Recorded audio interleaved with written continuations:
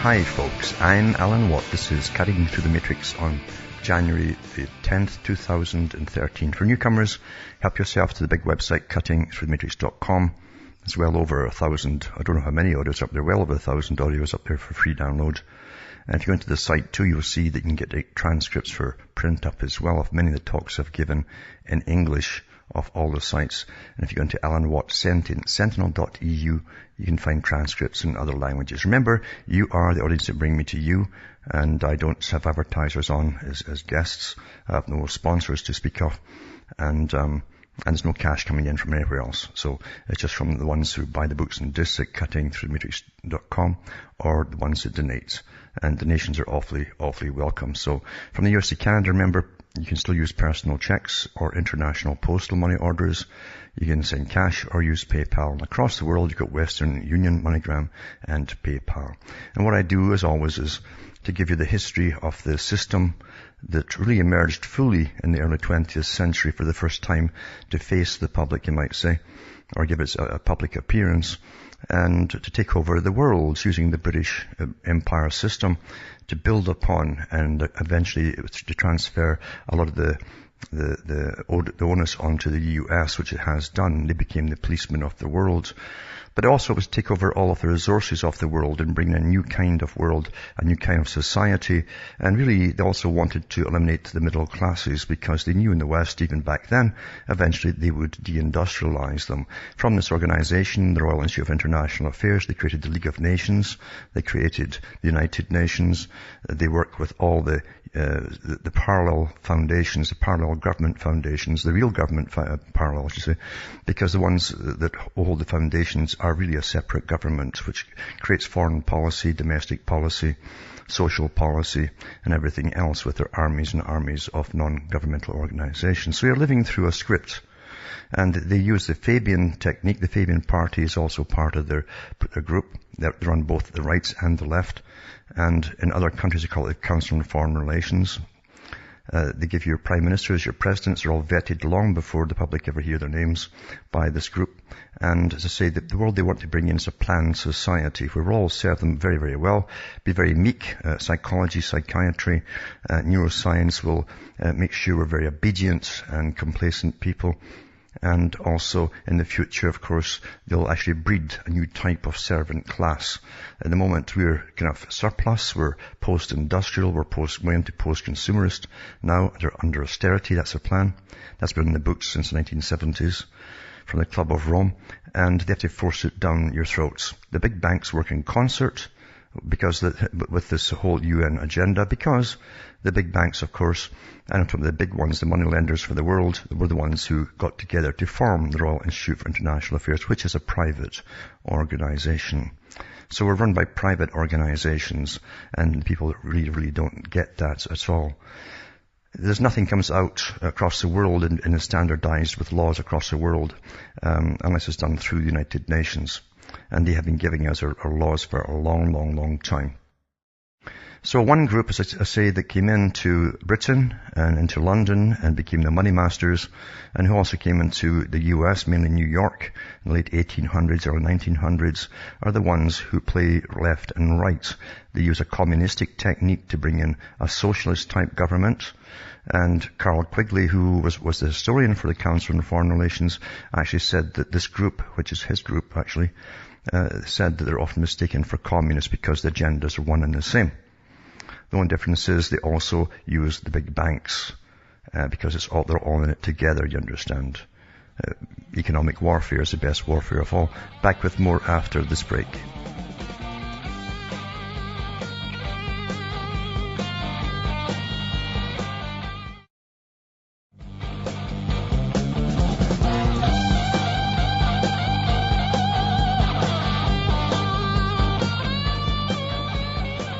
Hi folks, I'm back. We're cutting through the matrix.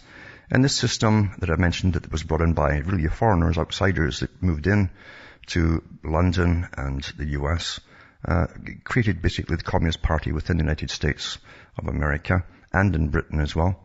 And they also had big people at the very top of their parties, multi-millionaires, still have today, of course, and they had the idea of taking over this system, which they've done very, very well by owning all the media and creating what sounds like very official-sounding terms like Royal Institute for International Affairs, Council on Foreign Relations, things like that, which are all private companies. But they are the main advisors to governments. But they also now, as I say, they vet everyone going into politics. And Quigley himself, who was their official historian, Professor Quigley, he said that for 100 years now, there's not a president or prime minister that's been elected by the people that was not a member of this organization. That's to make sure that they're always on the same path, same agenda. And that's when parties change, really nothing much does change because both parties go along with the economic war. The economic war, remember, is essential for the bankers to rule over you. You must have massive debt. So they have perpetual wars, and they also create massive welfare states, intergenerational welfare states. That's how we destroy the prevailing culture in the country. Because it's a culture of war as well, you understand. Now, I've never voted, because I caught on very early as a youngster that it was all a con game, but just by reading history. And those who get into authority are bootlickers. I could go a bit higher, but that's what they are. And they're kind of vetted themselves to get up the ladder inside politics, etc. But the public are still given the PR representation on television where they feel your pain. They scour the internet. They don't have to get companies that do it all for them to see what you're all prattling about, what your problems are, and then they come out and talk about them. All they have to do is verbalize them, and you'll vote for that guy or this guy. It's quite a simple technique. They have no intentions, of course, of helping you because there's only one agenda here, and they're all sworn to allegiance to it, not to you. You understand? That's awfully important to understand. And there's an article here that shows you what they're really like. It's the same across the world now, but it says that there's sick and there's more sick, and then there is the EU, the Parliament. And it says how far the EU has become removed from ordinary people. Well, they were never ever near the ordinary people, the ones who get into it. But it says, tales from inside the European Parliament at the dusk of compassion. It says, having worked a few years in the European Parliament, I fear I'll never be myself again. The very way I look at things has been dented. I guess that's what happens when you fall through the looking glass into the wonderland of politics. Some things you get to see are merely absurd, like the cocktail party in solidarity with the earthquake victims of Haiti. So the EU Parliament had a cocktail party for solidarity reasons. They couldn't even get water in Haiti at the time. It says the French three-course lunch that was arranged to discuss the problem with growing obesity amongst the citizens. Or why not the drink offering that opened an exhibition about alcohol ignition locks in cars. It says other things are plain damn surreal, and I'm firmly convinced that the list is topped by the champagne reception against homelessness. That's what they had. It says members of the European Parliament can put up exhibitions on the premises of Parliament if they like. Mostly this is used by corporations and special interest groups who want to show themselves and their work off in front of the elected. It says on the rare occasions these exhibitions are used for promoting one or other compassionate issue. In this case to raise awareness of homelessness, but perhaps it would have been worthwhile to think twice about just how this should have been done. To begin with, some 10 to 20 metal sculptures of homeless people, life-sized, were placed in one of Parliament's exhibition areas. Now, the taxpayer would fund that through the arts grants and so on. On the walls, a bunch of posters underscored the importance of the issue for homeless people. Then the exhibition was opened by a member of the European Parliament and a spokesperson for some charity. After respective presentations, a champagne reception with a prerequisite mingling followed. And it says, these images are going to haunt me for the rest of my life. Members of the Parliament in expensive suits and dresses, ridiculously expensive hairdos with a whiff of expensive eau de toilette, in their hands a firm grip around the champagne and a plate with cocktail canapes. It says, mingling with the static bronze casts of not as rich citizens. Do note that this wasn't a fundraiser charity gala. Nothing of substance at all was given to or done for the homeless. The entire point of the exercise was to paint a picture of engagement and compassion from a very high altitude, from their ivory tower. The scary thing is that the average member of the European Parliament doesn't perceive things like this as elitistic, one-oven, objectionable, or even strange. This is what life is like in the political bubble. The closest a normal member of parliament ever gets to homeless people is when they whoosh past them in a parliamentary black chauffeur-driven Mercedes-Benz. It says there's a ruling political class for you, a clique of morally unkempt people from the left to right, from north to south. This is the normal view for the very important people as seen from their ivory towers. Together with my employer, pirate member, European Parliament Christian Engstrom, I was looking at this scene unbelievingly while we were making our way out of Parliament to have a beer or two on our own expense. Directly outside Parliament on the place Luxembourg, we met a completely genuine Belgian homeless person. For a moment we considered the possibility of trying to get him into the Parliament and bring him into the ongoing champagne reception, but we realized quickly that such a stunt wouldn't be terribly well received. And that's the reality of the world that's been brought in, folks. You know, that's what you've got. Alexander Hamilton, is often bashed for many good reasons for being bashed, but at the same time he did give a truth. He says sometimes it's better to have one king and a small family than to have to pay for thousands and thousands or work for government, all the bureaucrats. Well, we opted for the latter, so we've got the latter, and it's not very, very good at all. Because they can't, they go through acting lessons to even try to show compassion, because they don't know what compassion is. So they go through, every parliamentarian gets acting lessons to learn how to look solemn and grave, etc. I feel your pain. And it's just, it's worse it's ever been. For the ordinary folk, it's completely different. Here in Britain, it says World War II veteran is banned from visiting his wife for 3 years by the care home. It says today, UK Column Live interviewed Gloucester Regiment veteran John Cole, supported by ex-Royal Marine Mick Harvey. Mr. Cole told us how, as an elderly pensioner, he's been banned from visiting his wife in a care home for over 3 years, having made complaints about the standard of care she was receiving. So you can't complain in Britain anymore. Yeah. All he wants in the first instance is to spend Christmas with his wife of 54 years. For over 3 years, Mr. Cole's Member of Parliament, Ben Bradshaw, who's fully aware of the details of the case, has done nothing to help. What's the point in having politicians? They're not there for you. I hope people start to learn this. I really do, very fast too.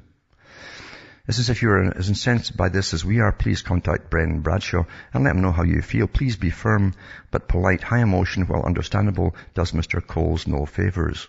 Then they give you his contact details and so on to see if you can start to contact his home and this, care home and tell them about the policies are simply not humane at all, and that, get a petition up or something, because this is the kind of stuff that just makes you sick. But see, we're into authoritarian societies now. And unfortunately, for a long, long time, the public have been trained, literally trained, using neuroscience, psychology, behaviorism, and so on, to start viewing the government as the authority rather than the servant. And they've done an awful lot in the European countries over many, many years to make this so. Bernays said it too. He says the most important person in government is a person who gives them the reality. And he should know, because that was his job, for the US especially. Now, we're also going into the ludicrous era, because the people at the top who are having these champagne galas and all that, well, they're talking about homeless people, and haven't a clue how they live at all, and really don't care how they live, as they give themselves pay raises every year, these big wigs. They come up with all these absurd things for the common folk to do, to how to live by being a commoner. And I thought it was a joke at first, but it's true. And it says, from the Netherlands, January the 9th, it says, a local government official in the Netherlands and Holland is recommending people save money and resources by peeing in the shower. Bertrand Wazink, a council member of the Drenthe municipality of Eemshaven, said residents can reduce water consumption by combining shower time with toilet time, Dutchnews.nl reported Wednesday. Wazink made his comments as part of the council's 2013 sustainability initiative, which has saving water as one of its focal points. The official said peeing in the shower saves lots of clean water and is good for the environment. I think you should put this guy at the end of the drain when you put the plug out, you know. That's what you should really do with this character, folks, because he's really mocking all the people. He says, if you combine showers and peeing, you save a lot of water and money, so why not? And this guy's getting paid for this rubbish. Can you believe that? Can you really believe that? But, well, this is the world. You can believe anything today because that's right on there. Now, society has plummeted because, as I said, when the big boys moved in to take over the US especially, they formed many associations under different names, often under the guise of protecting people, in order to take over, get more power and to alter the existing structure of society, to bring in their own structure of society, which has been awfully effective. But they also wanted to destroy, if you want to do that, you destroy the dominant culture that's there. So you attack it.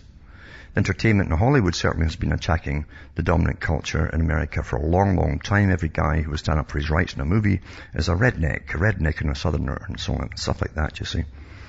And under this big communistic system, I'm calling it communistic, it's the best thing to describe it by, they really, really want you all disarmed. But they've also taken the culture down till it's in the dregs of the drain, along with the pee from that Dutch article I just read. Back with more after this.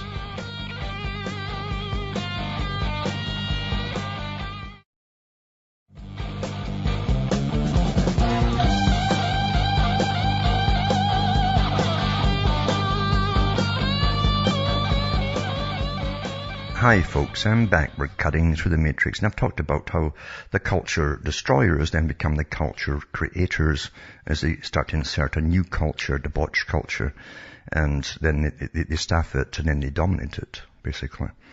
Very, very old technique, and it's very specialized, and the science is all there to do it, and the money is as well. But when you go into the modern comedy, for instance, the shows that they put out there are so disgusting. The terminology is disgusting, and people now are laughing at it. And I've told you before that when you've had your moral viewpoints altered 180 degrees, now you're laughing at yourselves, and as you basically see yourselves in those particular situations, then you have been had. You've just been had. Someone else has got into your mind, changed your opinions of what's normal, what is normal, and what is just purely disgusting, or even sadomasochistic. And you have to be awfully, awfully careful about that. I've got quite a few links actually on some comedy stuff, which they call comedy, which isn't comedy at all. It's complete, sewage, debauchery, to be honest with you. But that's what's getting put out to the people today. Remember what I read before from Theo Adorno, when he said that eventually when they've won, this group who took it over America, he says, we shall destroy the culture down to necrophilia. He says even necrophilia won't be far enough. And they will totally demolish all that was, all decency, etc., and bring in this new dysfunctional culture, which of course is easily then controlled by those who caused it all in the first place. This is a warfare technique, long term. But if you look to some other countries where they get off American television too, even like Taiwan, it says a macabre new gambling trend is starting to gather pace in Taiwan, where bets are placed on the life expectancy of sick patients. Worth more than £20 million, it says, or $30 million, the death gambling market in the town of Taichung is allowing people to wager a bet on when the old, the cancer-ridden, and the terminally ill will die. The craze is not just restricted to ghoulish gamblers. Bets have also been placed by doctors, nurses, and other hospital staff, as well as families and guardians.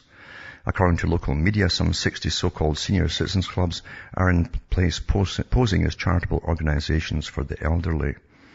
And the gamblers who want to take part in betting on the unwitting human roulette wheels have to pay a membership fee of $2,000 or £43 to the bookies, according to the Mirror newspaper. The bookies then visit hospitals, do a round to survey possible bets, and then seek permission from the patient's family. Then they take the punters to the hospital on the next visit to observe their patients. According to the rules, the bookies win if the cancer patients die within a month. However, if they die within 1 and 6 months after the bets were placed, the gamblers would be paid 3 times their wager. The Times reported some families agreed to take part to pay for funeral costs and police are said to be investigating the practice and the legal implications. In some cases, families are thought to have been offered special bonuses by organizers if they instruct doctors to withhold life-prolonging programs. Well, of course they're going to do all that. They pay the doctors who are going to tell them when they're going to die anyway, their estimates. And this article here too is Facts versus Factions, the use and abuse of subjectivity in scientific research, it's called. There seems to be no doubt about it. If you were going to have a heart attack, there was never a better time than the early 1990s. Your chances of survival appeared to be better than ever. Leading medical journals were reporting results from new ways of treating heart attack victims whose impact on death rates wasn't just good, it was amazing. In the 1992 trials in Scotland of a clot-busting drug called anastreples, suggested that it could double the chances of survival. A year later, another miracle cure emerged, injections of magnesium, which studies suggested could also double survival rates. Leading cardiologists hailed the injections as an effective, safe, simple, and inexpensive treatment that could save the lives of thousands. But then something odd began to happen. In 1995, The Lancet, that's one of the main medical journals in Britain, published the results of a huge international study of heart attack survival rates amongst 58,000 patients, and the amazing life-saving abilities of magnesium injections had simply vanished. Anastreples fared little better. The current view is that its real effectiveness is barely half that suggested by the original trial. In the long war against Britain's single biggest killer, a few disappointments are obviously inevitable. The first killer, of course, is government, I think. And over the last decade or so, scientists have identified other heart attack treatments, which in trials reduce mortality by up to 30%. But again, something odd seems to be happening. Once these drugs get out of clinical trials and onto the wards, they too seem to lose their amazing abilities. Last year, Dr. Nigel Brown and colleagues at Queen's Medical Centre, Nottingham, published a comparison of death rates amongst heart attack patients for 1989 to 1992 and those back in the clinical dark ages of 1982 to 84. Before such miracles as thrombolytic therapy had shown success in trials, their aim was to answer a simple question: just what impact have these clinically proven treatments had on death rates out on the wards? Judging by the trial results, the wonder treatments would actually have led to death rates on the wards of just 10% or so. What Dr. Brown and his colleagues actually found was, to put it mildly, disconcerting. Out on the wards, the wonder drugs seemed to be having no effect at all. In 1982, the death rate amongst patients admitted with heart attacks was about 20%. 10 years later on, it was the same, 20%. Double the death rate predicted by the clinical trials. So, you see, marketing is a great tool to have, and money to back it up to, and advertising, to convince the public of wonder drugs. And they're pretty well cons. Back with more after this.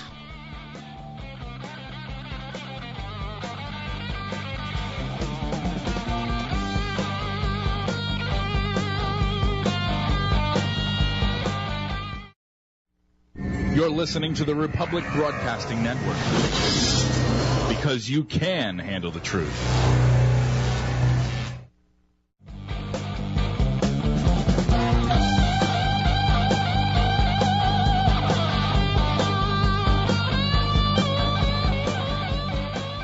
Hi folks, I'm back, cutting through the matrix, talking about the system. There's all one system across the world. Everything you read about actually is simply the fallout of the system, as it destroys cultures, lives, and everything else. It's meant to. That's this agenda. But the US was started up supposedly to help a people for the first time begin in a free society. And it didn't take long to be subverted by those who flooded in with a particular mission, actually, to subvert the country, take it over financially, and start giving the people the culture. However, it wasn't to end there, because under this wonderful New World Order idea, we've all to be run by experts and live under authoritarian systems. And we're having trained, as I said earlier, to now obey all governments and self-government, obeying the people.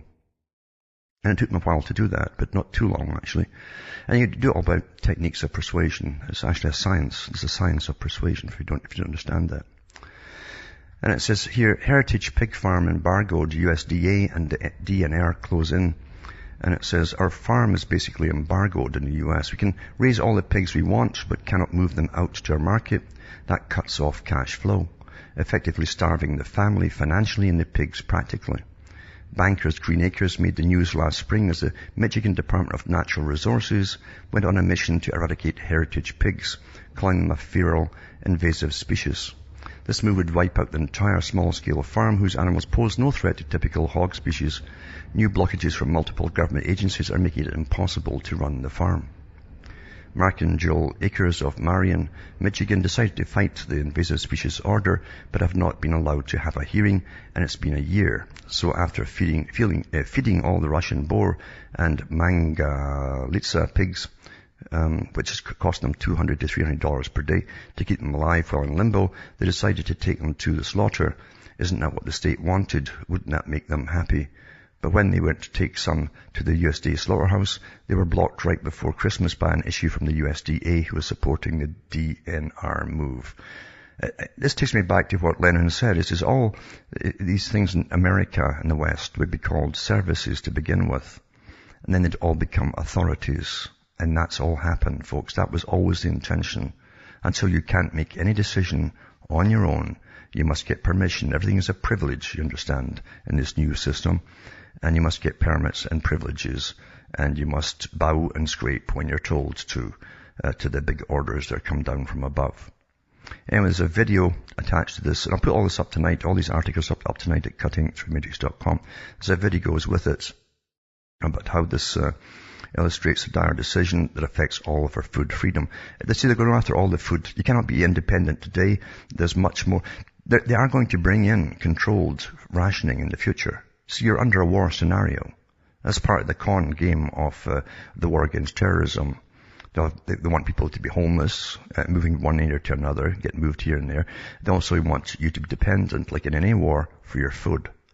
And the big corporations that were set up pretty well own all the food supply now. They don't want small freeholders and people doing their own thing. You cannot have independence.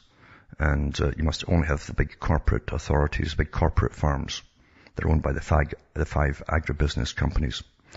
It says, many of us don't hear what goes on with victimized farmers after initial news hits. Makes one wonder if these court cases are dragged out on purpose. But Mark lets us know in his situation report with rousing patriotic words about our food and farming rights. And he aptly compares these government actions to, as Jill said, the Soviet blockade of Berlin post-World War II. They attempted to gain control of the entire strategic city forcibly by controlling the food and fuel the people could have. And it's all here, folks. And it's actually run by the same peoples. A lot of them came over here too, and they're in positions of power. Also, this one here is called, it's a little video too. It says the vetting, Holder 1995. It says we must brainwash people on guns. And it says that Holder was addressing the Women's National Democratic Club in 1995. In his remarks broadcast by C-SPAN 2, he explained that he intended to use the same anti-smoking campaign techniques as his model to change the hearts and minds of people in Washington, D.C. about guns. Now, for those who don't understand this, there were two characters, I'll call them characters, I could go further, who worked at the United Nations, who were recruited by them, big marketers who were given the job to go against the anti-smoking campaign. And they also were the ones who were to drop the techniques of psychology and neuroscience to be used on the general public through advertising and in the school system to stop what they called homophobia and other things like that. So it's the same guys who are behind Holder, Eric Holder, on this. They'll go to the children, they'll show them terrible scenes of warfare and so on, etc., and slaughter. And there's a technique of persuasion which is used in the way that they're taught. Actually, they're called toolkits they give them as teachers to teach this stuff to the children. And what it says is what we want to do is change the way people think about guns. See, that's the technique right there. How people think about guns, especially about young people, and make it something that's not cool, that it's not acceptable, it's not hip to carry a gun anymore, in the way in which we changed our attitudes about cigarettes. Holder added, almost said Hitler there, added that he had asked advertising agencies in the nation's capital to assist by making anti-gun ads rather than commercials. That makes me buy things that I don't really need. He also approached local newspapers and television stations, he said, asking them to devote prime space and time, respectively, to his anti-gun campaign. Local political leaders and celebrities, Holder said, including Mayor Marion Barry and Jesse Jackson, have been asked to help. In addition, he reported he'd asked the local school board to make the anti-gun message a part of every day, every school and every level. And that's the technique. They institutionalize the terminology they'll use, and they do it daily, repetition. Despite strict gun control efforts, Washington, D.C. was and remains one of the nation's most dangerous cities for gun violence, though crime has abated somewhat since the 1990s. Holder went on to become Deputy Attorney General in the Clinton administration, currently serves as Attorney General in the Obama administration. The video of Holder's remarks was uncovered by Breitbart, it says. So I'll put this up tonight if you want to hear him. And it says here, this article too, Gifford, this is another one. Gifford's gun control group wants $20 million for 2014 elections. This is a new gun control group led by Gabrielle Giffords, the former U.S. Congresswoman wounded in a Tucson shooting rampage, wants to raise $20 million for the 2014 congressional elections, matching the National Rifles Association spending in last November's elections, the group's treasurer said on Wednesday. Giffords and her husband, former U.S. astronaut Mark Kelly, have turned to Houston, a trial lawyer, and Democratic donor Steve Moston to act as treasurer. He gave $1 million of his own money to help kickstart the campaign launched Tuesday, calling for what Giffords and Kelly described as common sense measures to curb gun violence. The move marks the entry of the high-profile couple, both gun owners, into a heated national debate over gun control fueled by the massacre of 20 children and 6 teachers at the Connecticut elementary school last month. We're just getting things started, but I've had conversations with dozens of other large political donors who've worked with me on other issues in the past, and I've had a good response, Moston told Reuters. Even if the group manages to meet its funding targets and other similar groups face a steep battle to change U.S. gun laws, the U.S. House of Representatives has a pro-gun rights majority, and it's too early to know if the outcry of the Connecticut shooting will lead to a shift in how they vote. Vice President Joe Biden said Wednesday that White House is determined to act quickly to curb gun violence and will explore all avenues, including executive orders that would not require approval by Congress. Once a favorite cause of wealthy liberals from Hollywood to Manhattan, gun control has fallen out of favor in recent years, and Congress has not approved any major restrictions on gun ownership in nearly 2 decades. But the tide might be turning. Here we go again with one of the guys who came into the country. Billionaire New York Mayor Michael Bloomberg spent $3.3 million to help unseat a pro-gun Democratic U.S. representative from California, Joe Baca, even before the Connecticut massacre. Giffords' effort, Americans for Responsible Solutions, seeks to build on that momentum. We're going to provide a support and backing for candidates in U.S. Congress and U.S. Senate races that are attacked by the NRA for taking moderate positions on common sense gun safety issues, Moston said. We also field candidates. So it's they're really going at it, you see, because that was the old agenda, was to disarm Americans, and any excuse will happen, and they'll keep giving you reasons for it to happen if you buckle under. If you won't buckle under, of course, if you know what's really all about. Because once America, as I say, is not Britain or any other European country. It's not. And it didn't start off the same way either, and it never really was in their abeyance to a king or a queen. And even the government was supposed to be a government that was nervous at times. Unfortunately, through the massive brainwashing, especially since the days of Bernays, who was brought on board and worked with lots of the presidents, they've reversed the position to make the people think that they are all powerful like God, and to get rid of the Constitution altogether. Now in England, I'll also put up a link tonight, and this is a warning to America from England about what happens when you take the guns away from the citizens, and you'll see all these people demonstrating and marches because they're all afraid to live anymore with no protection in the violent society. Remember, the EU has said that Britain is now the number one most violent country in Europe. But the violence is coming mainly, unfortunately, from lots of gang-type immigrants that come in with all the rest of the immigrants. And they head for Britain because why not? You see, Britain was a culture that wasn't on guard for this. So it's like wolves going into a field of sheep. And they just rake off the public. We wouldn't believe the firearms come in with them. And they come in with the drugs too. And so it's a very violent place. And the people are defenseless. and the people get charged if they defend themselves in Britain. That's what they want to bring into America. Also tonight too, the big push is on, of course, to alter our perception. Remember what I said about Holden, what you said there, is how people think about guns. That's why they teach them in school now, not but through facts or logic or anything else. It's always, what do you think? How do you feel about this, you see? And it's the same too with the so-called transsexual augmentation or surgery that they'll go through as they try to confuse everybody and make you think that everything that's really abnormal is now normal, you see. That's what it's about. It's to make you drive you crazy. But if you're going to destroy a culture, you could destroy every part of the culture, how you think and feel about everything. Understand? And I'm not kidding about this. This is a science. Well documented by those who brought it in.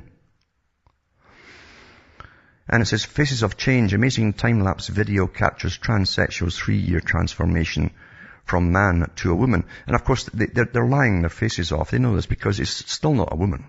I don't care what plastic surgery can do and the skill of the surgeon. It's still not a woman. He doesn't have ovaries. He doesn't have a womb. And all the rest of it.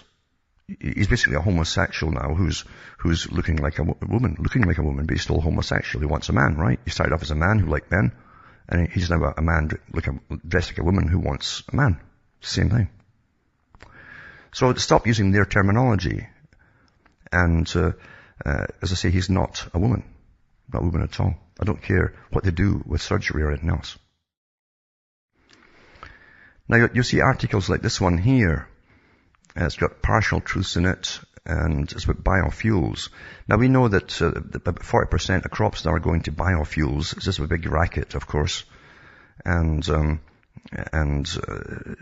big boys are raking the cash in off all of these crops. So much so that some people across the world complained before all started that certain nations would end up in starvation because so much of these crops would end up as fuel for these big mega corporations. And that's happening today.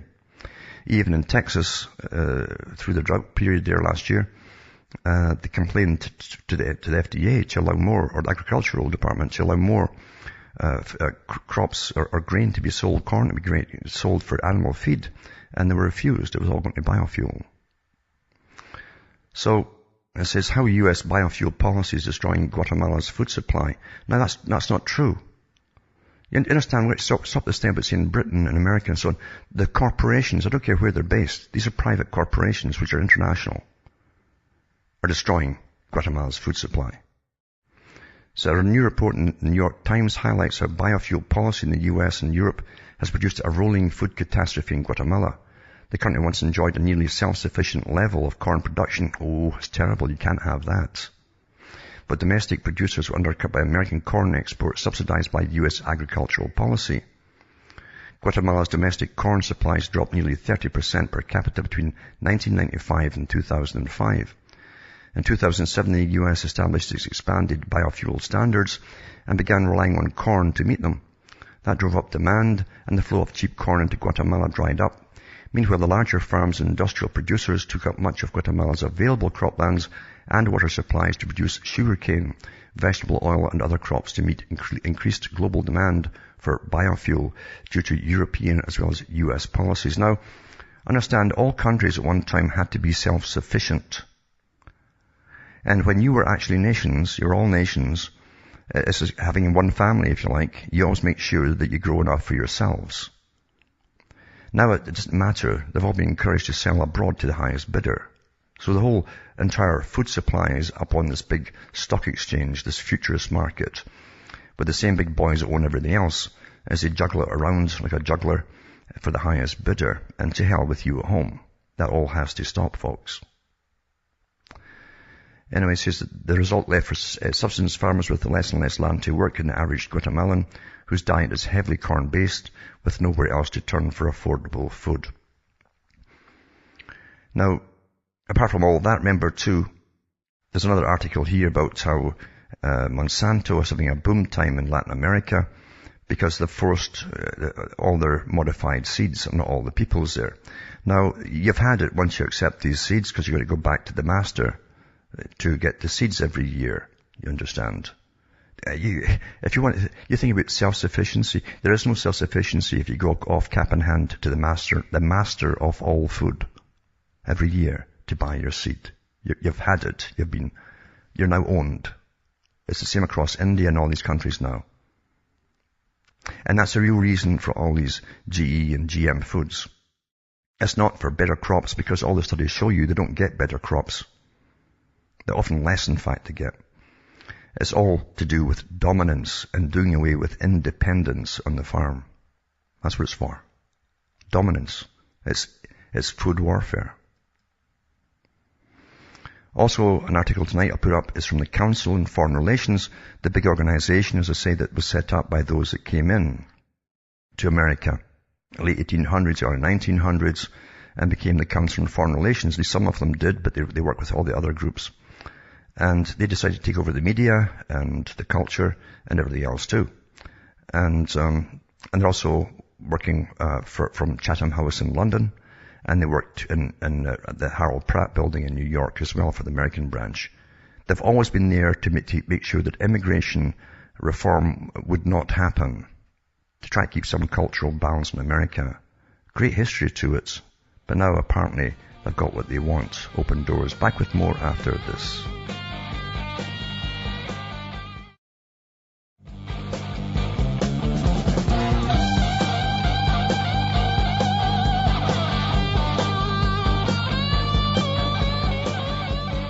Hi folks, I'm back. We're cutting through the matrix, and I'll take Werner from New Brunswick if you're still there on the line. Are you there, Werner?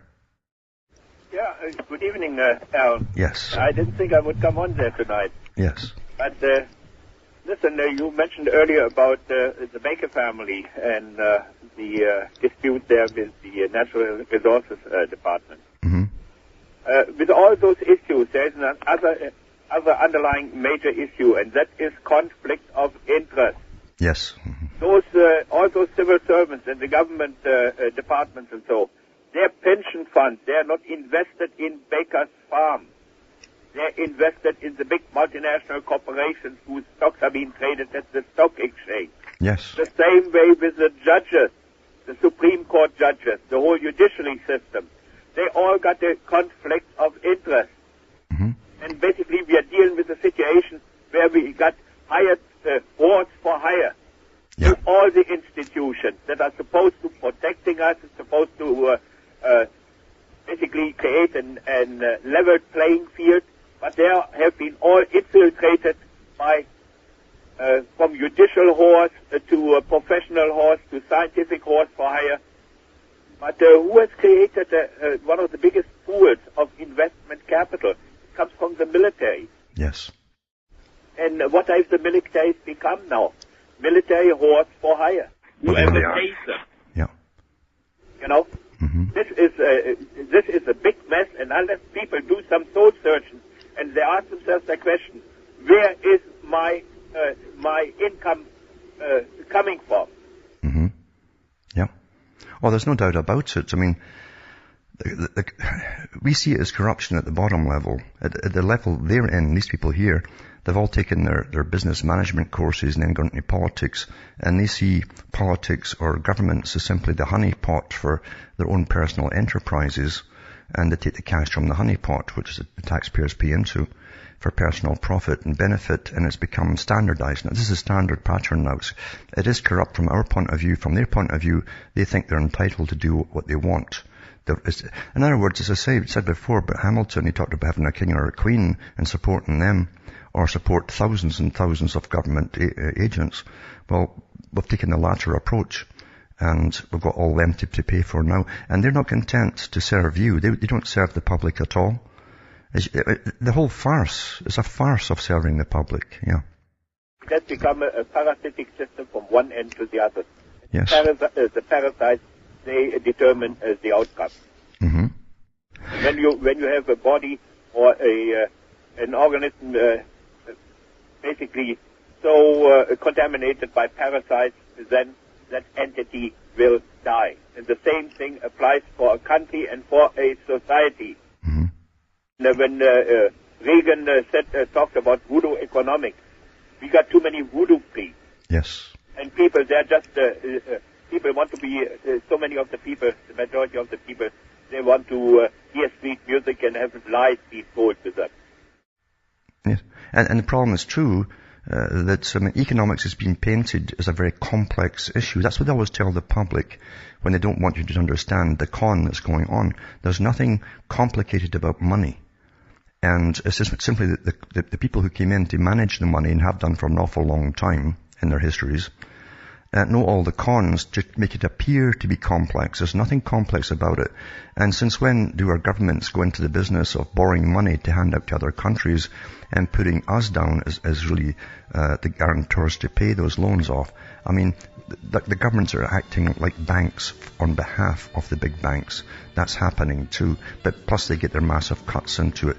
And all these handouts to the UN projects, the politicians get in on where to invest their money. They can't fail because the governments are matching it dollar for dollar and they're raking billions out of it. You're absolutely right. The whole system is completely corrupt. But thanks for calling in, Wellner. From Hamish myself from Ontario, Canada, it's good night to me. Your God or your gods go with you.